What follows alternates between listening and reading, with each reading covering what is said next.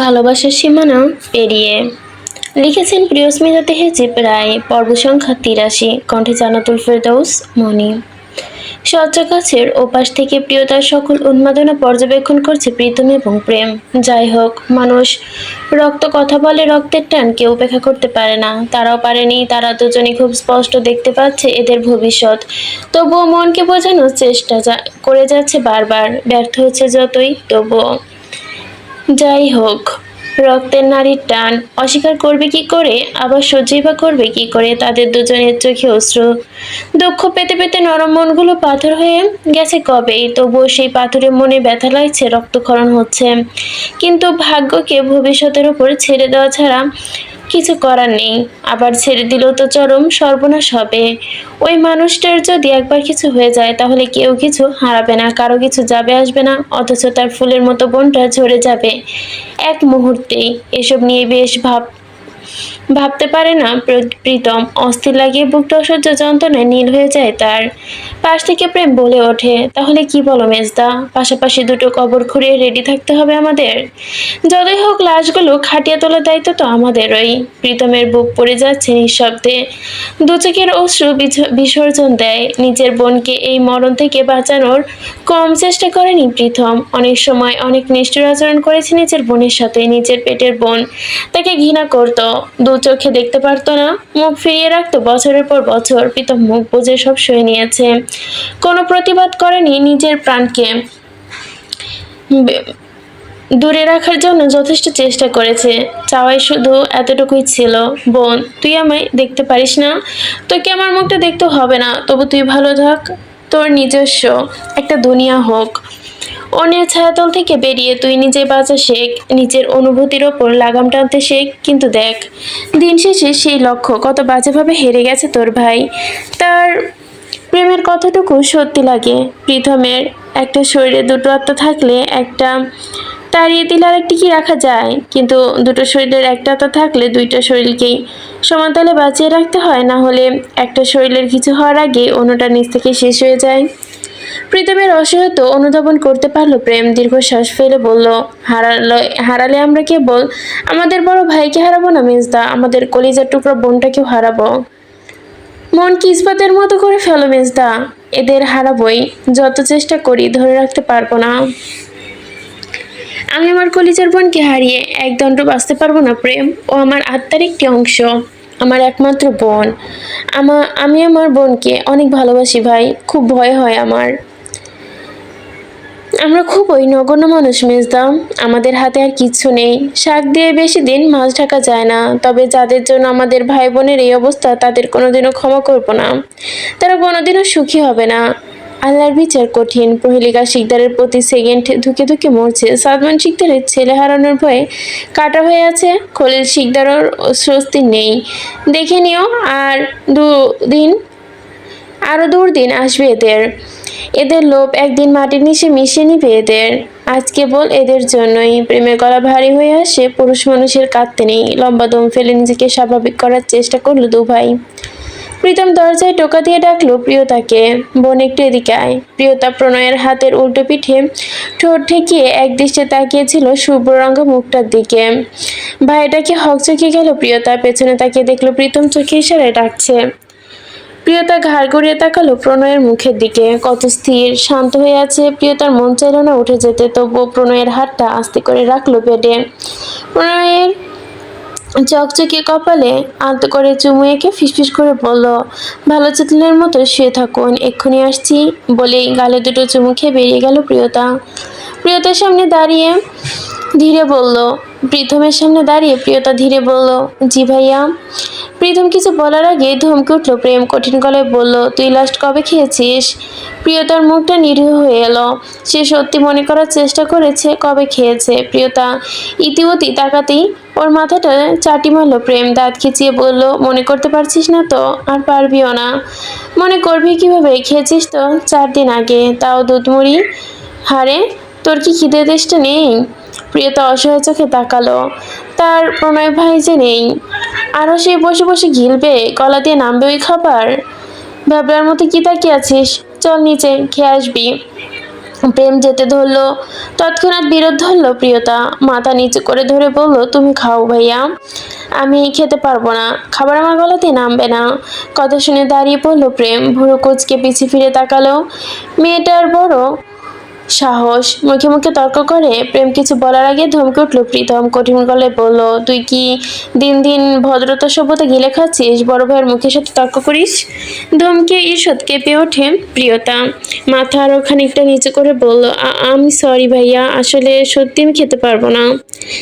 একত্রে দীর্ঘশ্বাস ফেললো দুই ভাই।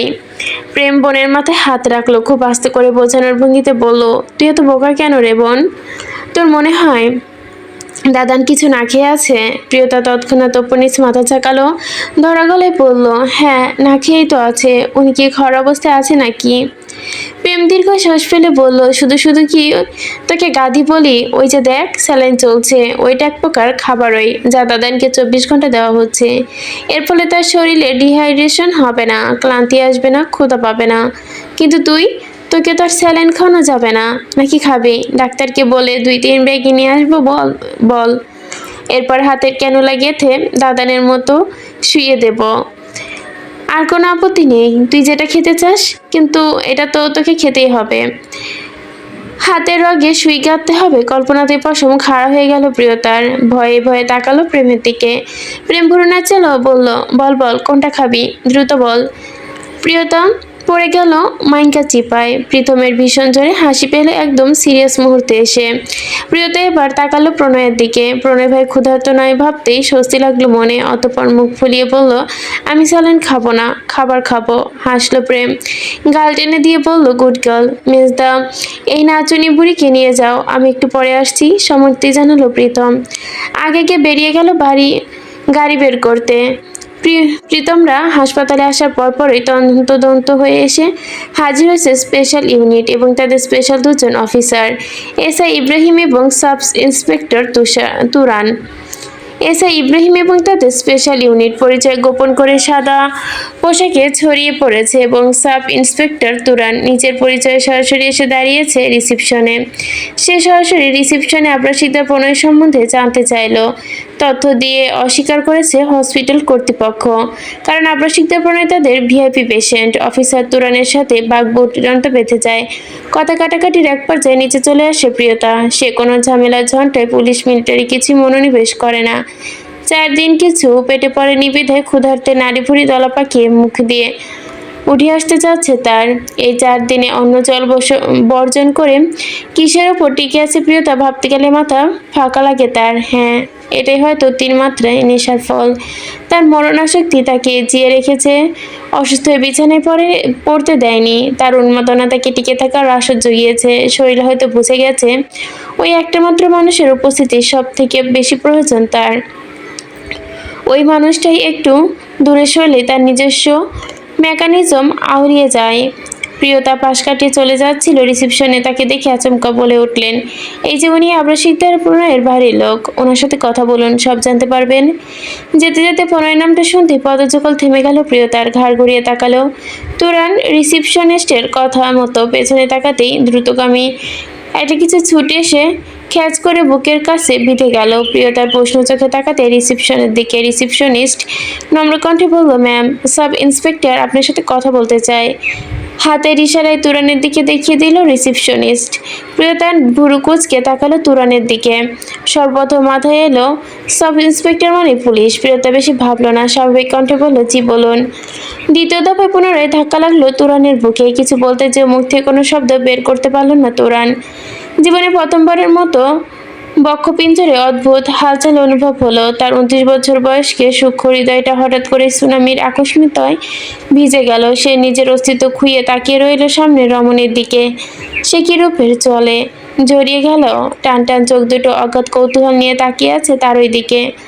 ভাসা ভাসা দুটো চোখে যেন নীল সাগরের অনুরাগ। লোকটা নিজের দিকে এমন ড্যাব ড্যাব করে তাকিয়ে থাকতে দেখে তীব্রতায় বিব্রত হলো প্রিয়তা। চোখ নামিয়ে নিল সহসা। সামনে ছোট ছোট চুলগুলো কানের পিঠে গুজে বলল, জি কিছু বলবেন? পুনরায় রিনরিনিয়ে নারী কণ্ঠে ভ্রম ছুটে গেল তুরানের। সে কি করতে এসেছে আর কি করছে এটা ভেবেই মেজাজ খারাপ হয়ে গেল। হালকা কেশে গলা ঝেড়ে নিয়ে তুরান স্বাভাবিক গমগমে গলায় বলল, সাব ইন্সপেক্টর তুরান জাওয়ান্ত। আমি আবরার শিকদার পণ্যের সম্পর্কে জানতে এসেছি। লোকটার কথায় বুড়োদয়ের মাঝে দৃঢ় ভাঁজ ফেলল প্রিয়তা। অবাক কণ্ঠে, ওনার সম্বন্ধে আপনি জেনে কি করবেন? মেয়েটির ভুরু বাঁকানো কায়দাটা কি অসাময়িক লাগলো তুরানের কাছে। নিজেকে সামলে বলল, ওপর মহল থেকে অর্ডার আছে। উনি কিভাবে আঘাত পেয়েছে তার বৃত্তান্ত তদন্ত করতে ওপর মহলে পাঠাতে হবে। প্রিয়তা কিঞ্চিৎ বিষময় হয়ে বলল, আশ্চর্য, আমাদের পারিবারিক ব্যাপারে ওপর মহলের কি কাজ? এটা তো আমাদের ব্যক্তিগত ব্যাপার। আমাদের পরিবারে কেউ কি পুলিশ কমপ্লেন করেছে? তুরান একটু থমকালো, মনোযোগ সহকারে গভীর চোখে তাকালো প্রিয়তার দিকে। সে তো সরাসরি এএসআর এর টপিক তুলতে পারবে না, কারণ প্রণয় শিকদার যে এএসআর সেটা তো প্রমাণিত নয়। বেশি কিছু বলতেই তাদের নিজেদের বিরাট চাপে পড়তে হবে। তুরান কিছু বলতে যাচ্ছে, তার পূর্বে এসে হাজির হলো প্রেম। প্রথমে বোনকে এসে ধমক দিল, এই তুই এখানে কি করছিস? তোর না খিদে পেয়েছে? মেজা তোর জন্য বাইরে অপেক্ষা করছে না? প্রেমের কথা শুনে পুনরায় খাবারের কথা মনে পড়ে গেল প্রিয়তার। পেটে পুনরায় গুড়গুড় করে জানা দিল তার অসহ্য ক্ষুধার ব্যাপারে। প্রিয়তা তুরানের দিকে তাকালো না, মনে পড়ার ভঙ্গিতে পেছন ঘুরে দৌড় দিল। ছুটা তালে তালে হাঁটুর নিচে দুলতে থাকে তার লম্বা বেনিটি। সেদিকে মুগ্ধ দৃষ্টে তাকিয়ে আছে তুরান। প্রেমও গতিবিধি পর্যবেক্ষণ করে বলল, আপনি কি জানতে এসেছেন? যা বলার আমাকে বলুন। দেখলাম আপনাদের ফোর্স হসপিটাল চত্বরে টহল দিচ্ছে। বিশেষ কোনো ব্যাপার? তুরান গভীর চোখে তাকালো সামনে দাঁড়ানো তার সমবয়সী ছেলেটার দিকে। ফর্মাল সেট আপ, চোখে চিকন, ফ্রেমে চশমা, ব্যক্তিতে একটা ভারী ভাব। যদিও শিকদার বাড়ির প্রত্যেকটা পুরুষ সদস্যই ভীষণ স্ট্রং, সাথে ভীষণ ধূর্ত ও চালাক প্রকৃতির। এ জানা বলতেই বুঝে নিয়েছে যে তাদের স্পেশাল ইউনিট হসপিটালে আছে। এদের বিষয়ে ইনভেস্টিগেশনে এসেছে গত 2 মাস। তুরান সব সাবধানে পিছিয়ে বলল, আমরা মিস্টার আবরাশিতার প্রণয় সম্পর্কে ইনভেস্টিগেশন করতে এসেছি। আমাদের কাছে রিপোর্ট আছে ওনার নাকি হামলা হয়েছিল, পরপর শ্যুট করা হয়েছে। কারা করেছে বলে আপনারা ধারণা করেন? প্রেম সন্দেহের চোখে তাকালো। এই লোকটা যে কি মিন করছে তা বুঝতেই 1% অসুবিধা হলো না প্রেম। এসে ধূর্ত হাসলো, হাত ঘড়িতে সময় দেখে নিয়ে বলল, আমাদের বড় ভাই সাধারণ কোনো পার্সন নন অফিসার। সো এরকম ছোটোখাটো অ্যাটাক তো হতেই থাকবে। আফটার অল, ওয়ার্ল্ড টপ 15 কোম্পানির মধ্যে আমাদেরটা একটার, আর উনি সেটার ওনার। বিজনেস ওয়ার্ল্ডে কি শত্রুর অভাব? তাদের মধ্যে কেউ হয়তো সুযোগকে সদ্ব্যবহার করেছে। ওকে, শুনলাম আপনি নাকি আবরার শিকদার প্রণয়ের আপন ভাই। সঠিক জেনেছেন, কিন্তু আমাদের ফ্যামিলি ম্যাটারে পুলিশ এত কৌতূহল তো ভালো ঠেকছে না। ব্যাপার কি? লোকটা চতুরতার সাথে কথা পেঁচিয়ে ট্যালেন্টে দেখিয়ে হাসলো তুরান। মানতেই হবে এরা জাত ক্রিমিনাল। অপরাধ করা আর তা চাপা দেওয়ার ক্ষমতা এদের শিরে শিরায়। কেমন কথা পেঁচিয়ে তিলকে তাল করে দিচ্ছে।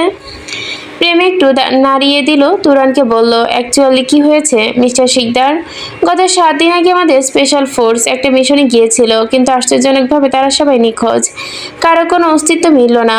তবে আমাদের কাছে থাকা ডাটা থেকে জানতে পারি ওই রাতে ভয়াবহ সংঘর্ষ হয়েছে এবং দুটো লাশ গায়েব হতে পারে, কিন্তু শত শত লাশ।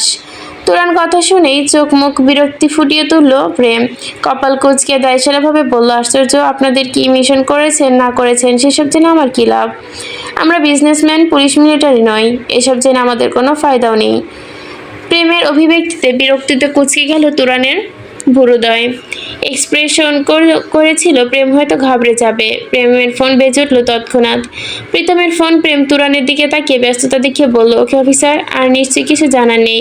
আর হ্যাঁ, আমাদের ফ্যামিলি ম্যাটার নিয়ে আপনাদের ইনভেস্টিগেশন করে শুধু শুধু হয়রানি হতে হবে না। থ্যাঙ্কস ইউ বলে গটগট করে চলে গেল প্রেম। তুরানের কপালের ভাঁজ মিলিয়ে গেল। এরা খুব গভীর, প্রত্যেকে এক একটা দাগি আসামি। ইংরেজিতে একটা প্রবাদ আছে না, too much beauty can be dangerous. সৌন্দর্য এদের মুখোশ। তুরান ভাবতে ভাবতেই চোখ বন্ধ করে ফেলল। সাথে সাথে অক্ষিনিবেশে ভেসে উঠল নীল এবং জোড়া কালো চোখ জোড়া। ধরফরিয়ে চোখ খুলল তুরান। মস্তিষ্কে শতভাগ সম্পূর্ণভাবে সচল হতে আরও 72 ঘন্টা লাগবে প্রণয়ের। অবশেষে প্রিয় তার প্রিয় পুরুষটার সম্পূর্ণরূপে চেতনা ফিরে পেল। জীবনে একপারে ছিল মৃত্যু, অন্য পাশে ছিল ভালোবাসা। শেষ পর্যন্ত ভালোবাসাকেই বেছে নিল আবরার শিকদার প্রণয়। আবারও প্রমাণিত হলো প্রেম যদি খাঁটি হয় আর চাওয়া যদি জোর থাকে, তাহলে আগতিক কোনো কিছু ভালোবাসা কেড়ে নিতে পারে না। পালস রেট দুটো বাড়ছে, হৃৎপিণ্ডে ধুকপুক করছে অস্বাভাবিক হারে, বন্ধ চোখের পাতা দুটো কেঁপে উঠছে বারংবার। তার শরীরের কিছু উন্নতির দিকে যাওয়ার গত দুদিনে আগে আইসিইউ থেকে তাকে নর্মাল কেবিনে শিফট করা হয়েছে। চোখ বন্ধ অবস্থায় মুখের ওপর থাকা অক্সিজেন মাস্কটা আস্তে করে খুলে ফেললো প্রণয়। ধীরে ধীরে শ্বাস নেওয়ার চেষ্টা করলো, যদিও প্রথম 2 মিনিটে মুক্ত বাতাসে নিঃশ্বাস নিতেও বুকটায় খুব কষ্ট হচ্ছিল তার। আপ্রাণ চেষ্টা করে স্নায়ু শীতল করে ধীরে ধীরে শ্বাস প্রশ্বাসের গতি স্বাভাবিক করেছে। বার কয়েক মুক্ত বাতাসে বড় বড় নিঃশ্বাস ফেলে প্রণয়। তবে বাহিরটা শান্ত হলো, ভেতরটা আগ্নেয়গিরির মতোই ফেটে পড়ছে তার। অন্তরের স্বস্তি মিলে না কিছুতেই, অশান্তিতে ভরে ওঠে হৃদয়। প্রতিবার নিঃশ্বাসের মাধ্যমে বাতাসে ভাসতে থাকা একটি সুন্দর মিষ্টি মেলি গ্রান হৃৎপিণ্ডে প্রকোষ্ঠে পরিপূর্ণ করে দিচ্ছে। ছটফট করছে প্রণয়, পুরুষালী দেহের শিরায় শিরায় পৌঁছে যাচ্ছে হাহাকার। রক্তের প্রতিটি অণুতে প্রবহমান এখনো কড়া ঘুমের ওষুধ। এটা যে তার নিজের শরীর থেকে ছুটে আসছে সে সম্বন্ধে বিন্দুমাত্র সন্দেহ নেই প্রণয়ের। গ্রানটা যত বেশি মস্তিষ্কে পৌঁছেছে তত বেশি অগ্রেসিভ হয়ে উঠছে প্রণয়। প্রিয়তার অস্তিত্বের অনুভূতি তার মৃত্যুর পূর্ববর্ষ তৃষ্ণার্তে এক লাফে আকাশ ছুঁয়েছে। নিজের প্রাণ পাখি দুটো চোখ মেলে দেখার তৃষ্ণায় বদ্ধ চোখের পাতাও কেঁপে উঠছে বারংবার। সূক্ষ্ম ঠোঁট দুটো নরম চৈত্রের খরার মতোই যেন শুকিয়ে গেছে। নিজের ময়না পাখিকে বুকে নেওয়ার ব্যাকুলতায় মরিয়া হয়ে উঠেছে প্রণয়। আরও মিনিট 20 লেগে গেল প্রণয়ের পুরোপুরি স্বাভাবিক হতে। 25 থেকে 30 মিনিট পর দৃষ্টি শক্ত করে, নিঃশ্বাসের গতি, হাত পায়ের মুভমেন্ট সবকিছু নিয়ন্ত্রণে আসলো। প্রথমবার চোখ মেলেই এক সমুদ্র পিপাসা নিয়ে তাকালো প্রণয় আশেপাশে। তৃষ্ণার্ত দৃষ্টি মেলে ব্যাকুল চোখে খুঁজল তার কাঙ্ক্ষিত রমণীকে। ডাকো ডাকো চোখে যেন ভীত হরিণী দেখার মতো উগ্রীব হয়ে তাকিয়ে তার নেত্র যুগল, কিন্তু অনেক খুঁজেও নিষ্ঠুর রমণীকে পেল না প্রণয়। অথচ সেই রমণীর নেশানো গ্রন্থি মম করছে তার সারাটা শরীর। ধৈর্যহারা হয়ে তাতে দাঁত পিষল প্রণয়, কপালে হাত ঠেকিয়ে চোখ বন্ধ করে পড়ে রইল ওইভাবেই। তার সারাটা শরীর টনটন করছে, ভেতরের মাংসপেশি যেন ছিঁড়ে যাচ্ছে অকলতায়। কিছুক্ষণ যেতেই আশেপাশে হঠাৎ ধারাম করে শব্দ হলো। তড়িৎ বেগে চোখ খুলে তাকালো প্রণয়। দরজার দিকে দৃষ্টি মিলতেই সম্পূর্ণ স্তব্ধ প্রণয়। সমগ্র সত্তা ছুটে গেল এক হিমেল হাওয়ায়। তড়িঘড়ি করে কেবিনে ঢুকেই ছোট্ট টুলটায় উষ্ঠ খেয়ে মুখ থুবড়ে পড়ল প্রিয়তা। নিজের প্রাণপুরুষের জ্ঞান ফেরার খবরটা শুনেই মেয়েটি হিতাহিত জ্ঞান হারিয়েছিল। প্রণয় ভাইয়ের কাছে ছুটে আসার তাড়নায় বেঁধেছে এই বিপত্তি। প্রণয়ের কাতর চোখ দুটো এক সমুদ্র তৃষ্ণায় বুকে নিয়ে অপলক তাকিয়ে ছোট্ট গরনের ননি মাখন পুতুলটার দিকে, নিষ্পাপ মুখটার দিকে অনেকটা সময় নিয়ে তাকিয়ে রইল প্রণয়। প্রাণ ভরে দেখলো তার হৃদয় হরিণীকে, কিন্তু আশ্চর্য ব্যাপার, এতক্ষণ দেখার পরেও মন ভরল না, প্রাণে শান্তি মিলল না। খটখটে মরুভূমি নিয়ে হৃদয়ের সর্বগ্রাস তৃষ্ণায় ফেটে পড়ছে তার। বরং আরও একটু বেশি রক্ষতা দেখিয়ে দিল বুকে চিরে তপ্ত দুপুরে ন্যায় খাখা করা সেই মুহূর্তটা। মেয়েটা নড়তে চড়তে না দেখেই ধৈর্য হারিয়ে ফেল প্রণয়। তপ্ত গনগনে কণ্ঠে হুঙ্কার দিয়ে বলল, ওভাবে স্ট্যাচু হয়ে পড়ে থাকবি নাকি আমার বুকে আসবি? দেখ শুধু তোকে ওইভাবে পড়ে থাকতে দেখেই এই জায়গাটা খুব পড়ছে। আমার সব যন্ত্রণা সহ্য হবে, কিন্তু তুই না থাকার যন্ত্রণা না। জান। কথা বলতে বলতে কণ্ঠ কেঁপে ওঠে প্রণয়ের। পুরুষালী কর্কশ কণ্ঠে ঘোলাটে হলো প্রিয়তার চোখ। উপচে পড়া পানিতে টইটুম্বুর ঝাপসা সব। এতক্ষণ ধরে মনে হচ্ছিল সে বুঝি কোনো স্বপ্ন দেখছে। প্রিয়তা লাফ দিয়ে বসা থেকে উঠে পড়ল। প্রণয়ের দুর্বল হাতটা বাড়িয়ে দিতেই চোখের পলকে বুকের ওপর ঝাপটে পড়ল প্রিয়তা। সাথে সাথে উগ্র ব্যথায় চোখ খিচে বন্ধ করে নিল প্রণয়। বুকের বাপাসটা টান টান রক্তে ভিজে উঠল মুহূর্তেই। শরীরের ভার কিছুটা পেছনে হেলে পড়ল প্রণয়, পিঠ ঠেকানো বেডের সাথে। তবে এই তুচ্ছ ব্যথা গোনার ধরল না প্রণয়। তার জানটা যখন তার বুকে আশ্রে পড়ে, ব্যথা বেদনা সব নিজ থেকেই বিলীন হয়ে যায়। নরম শরীরটা বুকের সাথে লাগিয়ে নিয়ে প্রশান্তির শান্তিতে চোখ বুঝে নিল প্রণয়। নিঃশ্বাস ভারী হয়ে এলো পুরুষালী শরীরে। কোষে কোষে ছুটে গেল হাজার ভোল্টেজের বৈদ্যুতিক কারেন্ট। আহত বক্ষের তৃষ্ণা বাড়ল হলহল করে। বলিষ্ঠ দুহাতে বেষ্টিনীর মতো করে চেপে ধরল তার প্রাণ, তার আত্মা, তার ভালোবাসাকে। প্রিয়তার কান্না পায়, তবুও সে কাঁদে না। নিচে প্রেমিক পুরুষের বুকের লোমে লেপ্টে থাকে, শুনতে পায় তার আদরে আলাপ। প্রিয়তার আদর করতে করতে গলা জড়িয়ে আসে প্রণয়ের, নরম অস্তিত্বে ঠোঁট বুলিয়ে বলতে থাকে, আমার অস্তিত্বটা আমার দেহের অংশে না হয়ে কেন দেহের বাইরে জন্ম নিল বলতে পারি চান? কেন সৃষ্টিকর্তা আমার অংশটাকে কেটে আলাদা করলেন? কেন আমার প্রাণের সাথে জুড়ে দিলেন না? আমাদের তো আলাদা শরীরের প্রয়োজন নেই, তাহলে কেন তিনি আমাদের আলাদা আলাদা শরীর দিলেন? আমার জানটাকে কেন আমার মধ্যে দিতে পারলেন না তিনি? দেখ আমার লম্বা চওড়া এত শরীর, কোথাও কি তোর একটুখানি জায়গা হতো না? তুই আমার, আমি যদি মিশে থাকতাম এক হয়ে, কেমন ক্ষতি হতো বল? এমনকি মৃত্যু নামক চিরবাস্তব ও তোর আর আমার মধ্যে দেওয়াল তৈরি করতে পারতো না। আমার বুকের ঘামে সর্বাঙ্গ লেপ্টে থাকতি তুই, যখন খুশি তখন বুকের মাঝে লুকিয়ে নিতাম। প্রণয় অবুঝ, প্রণয় অসহায়, আহাজারি নিঃশব্দে হাসে প্রিয়তা, অবাক হয়ে এই মানুষটার ভালোবাসা পর্যায় মাপতে থাকে। প্রিয়তার মাথা উঁচিয়ে প্রণয়ের কাল চেলার ঠোঁট দুটোই চুমু খায়। প্রণয় আজ শুকিয়ে যাওয়া বিছানায় হেলান দিয়েছিল। প্রিয়তা উঠে এসে প্রণয়ের শরীরের ওপরে দুদিকে দিয়ে বসে, কোমর আর পেটের সন্ধিক্ষণে জড়িয়ে ধরে আবারও চুমু খায়। আহ্লাদে কণ্ঠে বলে, প্রকৃতির বিরুদ্ধে আপনার এই আন্দোলন প্রিয়তা সবসময় পাশে আছি। আপনি বরং এবার ভোটে দাঁড়িয়ে যান, তবে মার্কা যদি হয় প্রণয় ভাইয়ের ঠোঁট, তাহলে আমি তনয়া শিকদার প্রিয়তা একাই দিব 16 কোটি ভোট বলে আবারও নিবরভাবে ঠোঁটের ভাঁজে ঠোঁট মিলিয়ে দিল প্রিয়তা।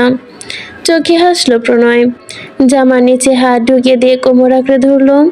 কন্ট্রোল রুমের অনেকগুলো বিশাল আকৃতির প্রজেক্টরে মধ্যে একটির সামনে মনোরোগ বিশেষজ্ঞ ডক্টর ইব্রাহিম ও শুদ্ধ চোখ দুটো স্থির এক দৃষ্টে চেয়ে আছে প্রজেক্টর স্ক্রিনে। তবে ডক্টরের মনোনিবেশ সেদিকে নয়, ওনার গভীর পর্যবেক্ষণ চোখ দুটো খুঁটিয়ে খুঁটে দেখছে। পরপর শুদ্ধের মুখের বদলানির অভিব্যক্তি সাইকোলজির ব্যাপারে খুবই ডিপ। ডক্টর অযথা প্রশ্ন করে বিভ্রান্ত করলো না, মনে তাকিয়ে সবলীন গলায় বলল, এভাবে পেশেন্টের প্রাইভেট মেমোরি ফুটেজ চেক করার নিয়ম নেই doctor Chowdhury. It's a crime. দাঁত দিয়ে ঠোঁট চেপে ধরল শুদ্ধ, এতটাই শক্ত করে চেপে ধরল যেন ঠোঁট কেটে রক্ত বেরিয়ে আসবে। সে আজ হাড়ে হাড়ে টের পায় তার কলিজা আসলে কত বড়। এমন কলিজা কি কখনো হতো প্রণয়ের? হুট করে মরে যেত। এই দিক থেকে সে প্রণয়ের চেয়ে বহু এগিয়ে আছে। তার অসাময়িক ধৈর্য কোনো তুলনায় কম নেই। ডক্টর চৌধুরী, প্রত্যুত্তর কোনো শুদ্ধ তার ছেলের হাসি ঠোঁটে ঝুলিয়ে, I know doctor, is a crime, but I am helpless. আমাকে যে 24 আওয়ার্সের ওর ওপর নজর রাখতে হবে, না হলে কি আমার শখ জেগেছে নিজের কলিজাটা কেটে ফালি ফালি করার? শুদ্ধের চোখের গভীরতা পর্যবেক্ষণ করায় ডক্টর বললেন, you love her doctor Chowdhury, am right? শুদ্ধ মলিন হাসলো, ঘোর বিরোধিতা জানিয়ে বলল, no no no doctor, I don't love her, I addicted to her. Okay, but you could night love her more than him. ডক্টরের স্পষ্ট কথায় খোঁচায় বুকের গভীরে লাগলো শুদ্ধের পুরুষালী ইগো হার্ড হলো। সে চট করে রাগ ধরে গেল। What nonsense! ডক্টর উত্তেজিত হলেন না, আগে নাই স্বাভাবিক কণ্ঠে বলল, ইয়েস ডক্টর চৌধুরী, দেখেন কেমন করে ভালোবাসে ওই মেয়েটাকে, কেমন করে আগলে রাখে। ওইভাবে কি আর কেউ কোনোদিন ওইভাবে ওই মেয়েটাকে ভালোবাসতে পারবে? এভাবে আগলে রাখতে কোনোদিন পারবেন না আপনিও, নট ইভেন ইট। সিরিয়াসলি? প্রশ্নটা নিজেকে করুন ডক্টর চৌধুরী। ডক্টরের ছুড়ে দেওয়া প্রশ্ন নিভে গেল শুদ্ধ, অনিমেষ চোখে তাকিয়ে রইল স্ক্রিনে, যেখানে চলচল করছে একটি দৃশ্য। প্রিয়তার উন্মাদনা লক্ষ্য করল না।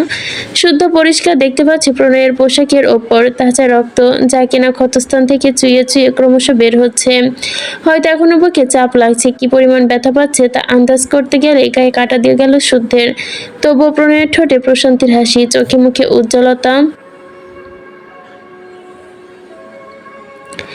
ব্যথা বেদনায় লেপ্টে নেই কোথাও। সামনে তাকে আচানক শুদ্ধ প্রশ্ন করল, আনমনে বলল, যে বুকে মাত্র 7 দিন আগে 4 গুলিতে ক্ষতবিক্ষত হয়েছে, ব্যথা বেদনায় জর্জরিত হয়েছে ওই বুকে, বারবার কিভাবে কাউকে চেপে ধরা সম্ভব ডক্টর? কোনো স্বাভাবিক মানুষ কি পারবে এই মানবিক কাজটি করতে? মাত্র 7 দিন আগেই তো এত কিছু হলো, জায়গাটা এখনো তাজা, একটুও শোকায়নি। হালকা স্পর্শ লাগলেই তো ব্যথায় চিৎকার দিয়ে ওঠার কথা। দেখুন চাপ লাগলে কিভাবে ব্লিডিং হচ্ছে। ও কি মানুষ? ওর নিজের ওপর কি মায়া নেই? ওর কি একটু ব্যথা লাগে না, একটু কষ্ট হয় না? শুদ্ধ প্রশ্নে হাসলো ডক্টর। তিনি একজন অভিজ্ঞ সাইকোলজিস্ট, মুখ দেখে বুঝতে পারলো তার মনের ব্যামো ঠিক কতটা গভীর। তিনি প্রণয়ের দিকে তাকিয়ে বলল, না, স্বাভাবিক কোনো মানুষের পক্ষে তো সম্ভব না। আপনার প্রশ্নের উত্তরটা কিছুটা জটিল ডক্টর চৌধুরী। দেখুন, আপনার সিদ্ধার প্রণয়ের তো গ্রে শেডের চরিত্রের বিশ্লেষণ দুঃসাধ্য, তবুও যতটা আন্দাজ করা যায় আপনি নিজেই তো বলেছেন সে অন্ধকারের রাজা। আর এই ধরনের চরিত্রবান সাধারণত মানুষের চরিত্রের ভিত্তি নিমের ঊর্ধ্বে, তাদের চলনশক্তি, মস্তিষ্ক, হৃৎপিণ্ড, তাদের অবজেশন, সব কিছুই। আপনার প্রশ্নের উত্তরগুলো যদি একটু বিশ্লেষণ করি তাহলে মায়া কি? মায়া নেই? না, নিজের ওপর কোনো মায়া নেই, এমনকি এক বিন্দু নেই। প্রণয়ের মতো মানুষের কাছে নিজের শরীরটা কেবলমাত্র একটি মাধ্যম, যার মাধ্যমে বা উদ্দেশ্যে প্রিয়তাকে আগলে রাখা যায়, তাকে কাছে পাওয়া যায়, তাকে ভালোবাসা যায়, চোখে তৃষ্ণা মেটানো যায়। এজন্যই তাদের শরীরের সাথে যা হয়ে যায় হোক, এতে তাদের কিছু যায় আসে না। না হলে দেখুন, 7 দিন আগে হার্ট ট্রান্সফার হওয়ার পরে একজন মানুষ এভাবে নড়াচড়া করতো না। আপনার দ্বিতীয় প্রশ্ন, ব্যথা কি লাগে না? ব্যথা অবশ্যই লাগে, আর সেই ব্যথা তীব্রতা সহ্য করার ক্ষমতা সাধারণ মানুষের নেই। এমন অমানবিক ব্যথা ডিসিবল আমাদের ওপর চলে না। সে উগ্র ব্যথায় চোখ খিচে চোখ বন্ধ করে নিয়েছে, তবে একটু আহ উহ শব্দ মুখ দিয়ে বের করেনি, শুধু শোষণ করে গেছে। তার কাছে পৃথিবীর শ্রেষ্ঠ পেনকিলার তার অস্তিত্ব, প্রিয়তার গায়ের গন্ধ। 3, সুস্থ স্বাভাবিক মানুষের পক্ষে কি সম্ভব? একদমই না। কোনো সুস্থ স্বাভাবিক মানুষের পক্ষে এটা কখনোই সম্ভব না।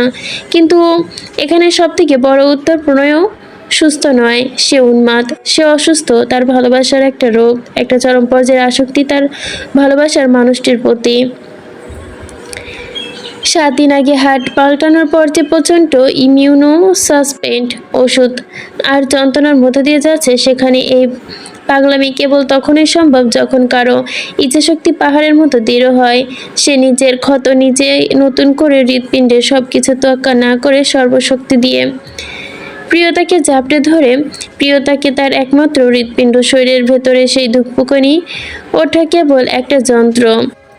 কিন্তু তার একরত্তি মেয়েটার মধ্যে সে কি নিজের ওপর মায়া করে? না, একেবারেই না। অন্ধকারের রাজা বানিয়েছে সে, তার ভালোবাসার পাহাড় বানিয়েছে শুধু একজনের জন্য। সহজ ভাষায় বলতে গেলে ওদের ভালোবাসা মিষ্টি না, সুন্দর না, শক্তিশালী, হ্যাঁ, বিপজ্জনক খুব। ও তো ওভাবে দাঁড়িয়ে আছে ডক্টর, ধ্বংসের দোরগোড়ায়। মুখের কথা কেড়ে নিয়ে বলল শুদ্ধ। ডক্টর এবার শুদ্ধের দিকে তাকিয়ে পূর্ণ মনোযোগ নিয়ে বলল, এখন বলুন, আপনি কি এমন করে ভালোবাসতে পারতেন? প্রশ্ন শুনে শুদ্ধ কেবল হাসলো, কোনো জবাব দিল না। মানুষ কত অদ্ভুত, কিসেমেরাজব পানি। আপনি শান্ত থাকলে বলবে আপনি তো ভালোবাসেন না, আর আপনি উন্মাদ হলে বলবে আপনি তো পাগল। মনোরোগ অসুখ হয়েছে আমার, যেমন শুদ্ধকে বলছে মানসিক রোগী, আর আমাকে বলছে আমি ভালোবাসতে পারতাম না। ভাবি আসবো। কারো দরজায় টোকা পড়ার শব্দে প্রণয়ের কাছ থেকে ছিটকে দৌড়ে সরে গেল প্রিয়তা। সাথে সাথে আহ করে ব্যথাতুর শব্দ তুলল প্রণয়। চোখ মুখ খিচে ধরল সাহসা। প্রণয়ের অনুমোদন আর্তনাদ করতে বুকের ভেতর মোচড় উঠল প্রিয়তার। আবারও ঝড়ের বেগে কাছে চলে এলো, পাগলের মতো চোখে মুখে হাত রে শুধালো, কোথায় ব্যথা করছে আপনার? হাত দুটো বুকের পাশে যেতেই থমকে গেল প্রিয়তা। মস্তিষ্কে নিউরো তড়িৎভাবে ছুটে গেল। বাহাতটা চেপে চোখ মেলে ধরতে শরীর ঝাঁকি দিয়ে উঠল রঞ্জিত হয়ে, হাতে টকটকে তাজা রক্তে। তবে সেদিকে পাত্তা দিল না প্রণয়। লাল রঙের রক্তটা দেখে মনে হলো এটা বুঝি তার বুক থেকে বেরিয়েছে। চোখ দুটোর পানি উপচে পড়ল প্রিয়তার। নিজের দিকে চোখ পড়তে পুনরায় থমকে গেল সে। সাদা 3 পিসটা যত্রতত্র লেগে তাজা রক্ত, অথচ এতক্ষণ খেয়ালই করেনি সে। মেয়েটার চোখে পানি দেখে দীর্ঘশ্বাস ফেলল প্রণয়। মনে পড়তে পড়তে জমলো অভিমানের মোটা আস্তরণ। লোকটা মানুষ নাকি অন্য কিছু? বলতেও পারতো না প্রিয়তাকে যে সে ব্যথা পাচ্ছে। দৃষ্টি নামাতেই ফুঁপে উঠল প্রিয়তা। প্রণয়ের জোর ধরলো আবারও, কোমর টেনে কাছে নিল নিজের। বুকের সাথে মিশিয়ে তৃপ্তির কণ্ঠে বলল, কাঁদিস না, আমার এক এক জীবনে একমাত্র পূজারী দেবী হতো তুই, যার আদরণায় তৎপর থাকি আমি সর্বক্ষণ। এই রক্তটুকু কোনো প্রয়োজন নেই, আমার শরীরে যতটুকু প্রয়োজন ততটুকু আছে, তবুও আমার বিন্দুমাত্র কষ্ট হবে না সবটুকু নিয়ে নিলে, কারণ আমার সবটুকু ব্যথার ওষুধ তো তুই জান। প্রিয়তা নীরবে শুধু অশ্রু বিসর্জন দিয়ে গেল। সে বুঝতে পারে না একটা মানুষ তাকে এতটা ভালো কিভাবে বাসতে পারে। আজকাল সে নিজের ভালোবাসা বড্ড ফ্যাকাশে মনে করে। ভাবি। আবারও জাবেদের কণ্ঠে সরে গেল প্রিয়তা। বেড থেকে নেমে গেল। জি ভাইয়া আসুন বলে ওয়াশরুমে ঢুকে পড়ল প্রিয়তা। গুটি গুটি পায়ে ভেতরে প্রবেশ করলো জাবেদ। চেহারা বিষগ্ন নয়, হাসি মুখে, তবুও চোখের কোণে চিকচিক করছে পানি। সে মায়া ভরা চোখে তাকালো বড় ভাইয়ের মতো মানুষটার দিকে। তার এমন মায়া মায়া মুখটা দেখেও মায়া লাগলো না প্রণয়ের। ভুরু নাচিয়ে তাকালো তার দিকে। জাবেদ দাঁত কেলানো দেখে গা চলে গেল প্রণয়ের। মনে মনে আহাম্মকের মতো গালি ছুলতে ভুলল না। এই আহাম্মক টাইমের রং জায়গায় এন্টি নেয়। তার রোমান্টিক মুডের 12টা বাজিয়েছে। এতদিনের উপযোগ সে এতদিন পর বউ কাছে পেল, অথচ এই মতনের জন্য মন ভরে আদর করতে পারল না। ছি। জাবেদ ধাপে ধাপে পা ফেলে বসলো প্রণয়ের পাশে। নরম গলায় শুধালো, এখন কেমন লাগছে স্যার? প্রণয় চোয়াল খিচিয়ে দাঁত খিচিয়ে বলল, এতক্ষণ ভালোই ছিলাম, তুমি মাঝখানে বাহার ঢুকিয়ে পান ঢেলে দিয়েছ। প্রণয় কথার আগামাথা কিছু না বুঝে সূচকভাবে তাকিয়ে জাবেদ বলল, রেগে গেল প্রণয় জাবেদের মুখের দিক থেকে সশরীরে তাকালো। তুমি কঠিন শাস্তি পাবে জাবেদ। এখান থেকে দেশে ফেরার পর টানা 6 মাস তুমি আমার ফার্ম হাউসে থাকবে। আমাকে ডিস্টার্ব করার এটাই শাস্তি তোমার। আচমকা এমন অর্ডার শুনে মাথায় নারকেল পড়ার মতো অনুভূত হলো জাবেদের। এত বলতে পারবো না, তবে আমার কথায় নড়চড় যেন না হয়। তাকিয়ে থেকে লাভ নেই, না হলে এরপর 1 বছর বইয়ের মুখটাও দেখতে দেব না। নামটাও ভুলিয়ে দেব প্রয়োজনে, নিজ দায়িত্বে। ছেলে খুঁজে বিয়ে দিয়ে দিব তোমার বইয়ের। প্রণয়ের শাসানিতে আটকে ওঠে জাবেদের বউ, তার জানের টুকরা। আর তার মতো বাচ্চা একটা ছেলের সাথে এমন নির্যাতন করতে পারবে ভেবে হাউমাউ করে কেঁদে উঠল জাবেদ। সে কিছুতেই বউ ছাড়া এতদিন থাকতে পারবে না। এই কদিনে জানটা তার বেরিয়ে যাচ্ছে বউ ছাড়া থাকতে হবে ভাবতেই ফ্যাস করে কেঁদে দিল জাবেদ। আর অধীর বিরক্ত হলো প্রণয়। স্যার আমি কিছুতেই এতদিন বউ ছাড়া।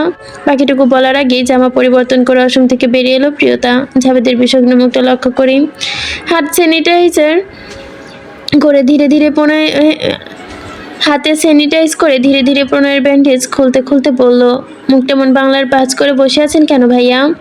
জাবেদ এবার হাত পা ছড়িয়ে কাঁদতে মন চাইলো, চিৎকার করে বলতে মন গেল, ভাবি গো আমার কপাল পড়ছে। তুমি মুখে বললো আমি 6 মাসের জন্য এতিম হয়ে গেলাম ভাবি। প্রিয়তার চোখ পিটপিট করে তাকালো, বুঝতে পারলো না। কিভাবে? প্রশ্নের উত্তর দিতে গিয়েও থেমে গেল জাবেদ। ভয় ভয় তাকালো প্রণয়ের দিকে। চোখে দেখে ঢোক গিলল, গা লব্ধি উঠে এলো না কথাটুকু আর। পেটে পাচার করে দিল আবার। হে করে মজা করছি ভাবি বলল ও। আর কিছু না বলেই কেটে পড়তে চাইলো জাবেদ। মনে মনে অস্থির হলো, একসময় স্যারের হাতে পায়ে ধরে শাস্তি থেকে বাঁচার চেষ্টা করবে। তাকে দেখে প্রণয় বলল, আমি যতদিন আছি ততদিনের জন্য হসপিটালে কন্ট্রোল রুমে তালা ঝুলানোর ব্যবস্থা করো। জাবেদ কোনো প্রশ্ন করলো না, কেবল মাথা ঝাঁকিয়ে চলে গেল। প্রিয়তা পুনরায় ড্রেসিং পরিবর্তন করে দিল। বাইরে যাওয়ার উদ্দেশ্যে পা বাড়াতে নিতেই হাত টেনে ধরলো প্রণয়। ঘাড় ঘুরিয়ে তাকালো প্রিয়তা। ভুরু চিয়ে জিজ্ঞাসা করলো, কি? আমাকে ছেড়ে কোথায় যাচ্ছিস তুই? একটু বাইরে। একদম না, এক মুহূর্তের জন্য আমার চোখের আড়াল হবি না তুই।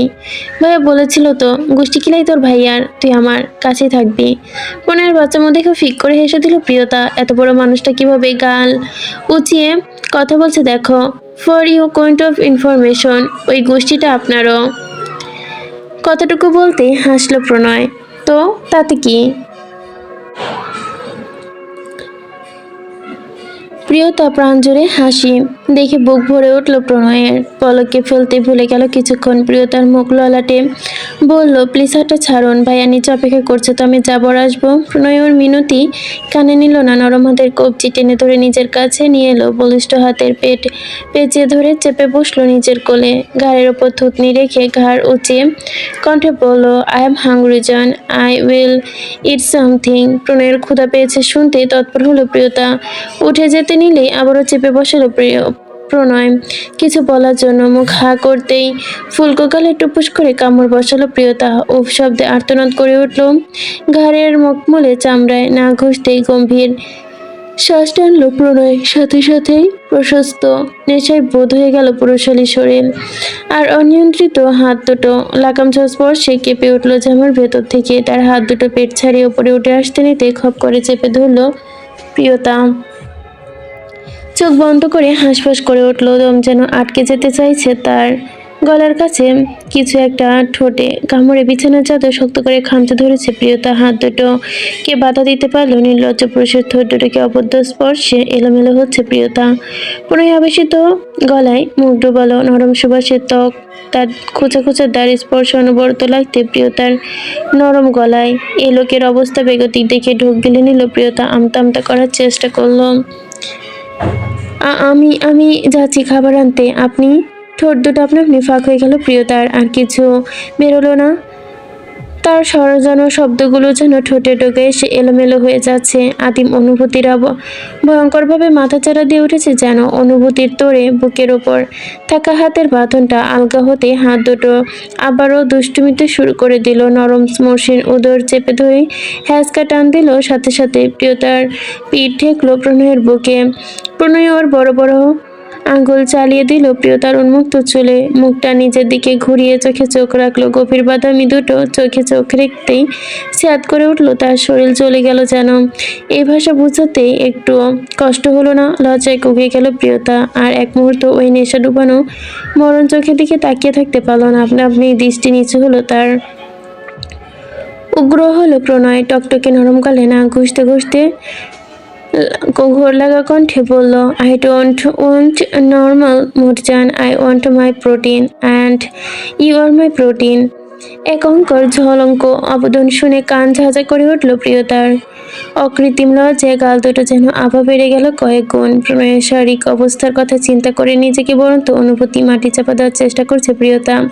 কাঁপা কাঁপা অস্থির কণ্ঠে বলার চেষ্টা করলো, আপনি অসুস্থ প্রণয় ভাই, আপনার অসুস্থ শরীর এত ধকল সহ্য করতে পারবে না। কতটুকু তীব্র লজ্জায় মাথা নুয়ে নিল প্রিয়তা। থির থির করে কাঁপতে লাগলো ঠোঁট দুটো। নেশাতুর চোখে তাকালো প্রণয়। লোভে তার চোখ দুটো চকচক করছে। গোলাপি পাপড়ি নিয়ে কোমল দুটো ঠোঁট আলতো করে বৃদ্ধাঙ্গুল চালিয়ে দিল প্রণয়। গভীর হস্তির কণ্ঠে বলল, আমার দ্রুত সুস্থ হওয়ার জন্য তোমাকে চাই জান। Body needs you to recover. Every cell of my heart is everything for you. Don't wait. Stood here myself. শরীরের অবশ্য হয়ে এলো প্রিয়তার। চরম উন্মাদনায় প্রিয়তার গলদেশে মুখ ডোবালো প্রণয়। গলা থেকে ওড়নাটা ছুঁড়ে ফেললো ফ্লোরে। সর্বদেহ গ্রাস করছে ক্রমে ক্রমে দুটো অবদ্ধ হাতে প্রণয় কামিজটা টেনে তুলে খুলতেই সাথে সাথে লজ্জায় কোঁকড়ে উঠল প্রিয়তা। পেছন ফিরে বালিশে মুখ গুজিয়ে দিল প্রিয়তা। লজ্জা দেখে হেসে ফেলল প্রণয়। এত একবার নিজে করার পরেও লজ্জা বুঝি একটু ভাঙেনি। এত লজ্জা কোথা থেকে আসে মেয়েটার? প্রিয়তা দু হাতে মুখ ঢেলে পড়ে রইল তার মখমলের মতো ফর্সা উন্মুক্ত শরীরটায়। চোখের সামনে দৃশ্যমান যেমন ভয়ানক শিকারীর মতোই কাজ সামনে দাঁড়ানো ছোট্ট এক হরিণী। ঘাট থেকে কোমর পর্যন্ত আলতো করে বার কয়েক স্লাইড করলো প্রণয়। দম আটকে চোখ বুঝে রইল প্রিয়তা। ছটফটানি দেখে বাঁকা হাসলো প্রণয়। কানের কাছে মুখ নামিয়ে গভীর নেশা জড়ানো কণ্ঠে বলল, তোমার এই কাঁপা কাঁপে আমাকে আরো বেশি উস্কে দিচ্ছে জান। প্রিয়তা লজ্জায় যেন এবার আরো আড়ষ্ট হলো। চুপ করুন অশুভ লোক। গা দুলিয়ে হাসলো প্রণয়। হাত বাড়িয়ে কালো ব্রার স্টিকটা খুলে দিতে আচানক বুকের ভেতরে ঝড় উঠল প্রিয়তার। জান পাখি যেন উড়ে গেল মুহূর্তেই। প্রিয়তা নিঃশ্বাস আটকে গেল উন্মুক্ত পিঠের প্রতিটা কোণে। যত্ন করে ঠোঁট ছোঁয়ালো প্রণয়। হাত রাখলো সুঠাম কোমরের ভাঁজে। হ্যাঁচকা টানে নিচের দিকে ফেরালো প্রণয় তাকে। পুরুষালী হাতের সবটুকু ভার ছেড়ে দিল নরম তুলতুলে শরীরের ওপর। প্রিয়তা চোখ মেলতে পারছে না, শুধু অনুভব করছে তার প্রিয় পুরুষটা। তার এক্সপ্রেশন দেখে ঠোঁট কামড়ে ধরল প্রণয়। কানের কাছে ঠোঁট নিয়ে আলতো করে চুমু খেলো। কণ্ঠ খাতে নামিয়ে ফিসফিস করে বলল, ফিড মি জান, আই নিড মাই প্রোটিন। দেখতে দেখতে কেটে গেল আরো 25 দিন। এই দিনগুলোর প্রতিটি ক্ষণে, প্রতিটি সেকেন্ড, প্রতিটা সময় আগলে রেখেছে প্রিয়তা প্রণয়কে। আজ 25 দিন পর দীর্ঘ চড়াই তড়াই শেষে শিকদার বাড়ির দুয়ারে দাঁড়িয়েছে প্রণয়। ঠিক যেমনটা দাঁড়িয়েছিল ঠিক তেমনটাই হাতের মুঠোয় তার প্রিয়তম স্ত্রী, পাশে শুদ্ধ প্রীতম ও প্রেম। কলিং বেল বাজলো। প্রিয়তা। থিরা এসে দরজা খুলে দিল। দাদানকে দেখে খুশিতে আত্মহারা থিরা প্রণয়কে আলতো করে ধরে অভিমানী কণ্ঠে বলল, আই মিস ইউ দাদান। বোনকে আগলে ধরে মিষ্টি হাসলো প্রণয়।